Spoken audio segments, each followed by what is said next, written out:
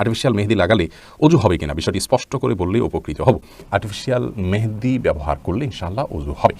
Artificial মেহেদি ব্যবহার করার পর আমাদের যে ত্বকের উপর থেকে খসে খসে পড়তে দেখি আমরা, এটা আসলে মেহেদি নয়। মূলত আর্টিফিশিয়াল মেহেদিতে যে কেমিক্যাল দেওয়া হয়, সেই কেমিক্যালের কারণে অ্যাসিড টাইপ কিছু থাকে, এগুলোর কারণে মূলত আমাদের চামড়ায় যেখানে একটু বেশি পড়ে সেটি, সে অংশটাতে চামড়া আসলে খসে পড়ে যায়।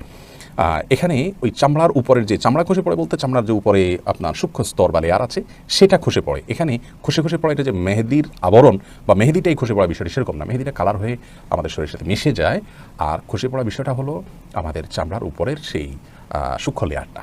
অতএব আর্টিফিশিয়াল মেহেদি ব্যবহার করলে অজু হবে ইনশাআল্লাহ বিদিল্লাহ, যদি তার মাধ্যমে উপরে আলাদা কোনো প্রলেপ বা স্তর পড়ে যাওয়াটা প্রমাণিত না হয়। এটা বিভিন্ন ভাবে পরীক্ষা করা যেতে পারে। ধরুন একটা কাগজে আপনি লাগানোর পরে সেখানে আলাদা কোনো স্তর হচ্ছে কিনা আপনি দেখলেন।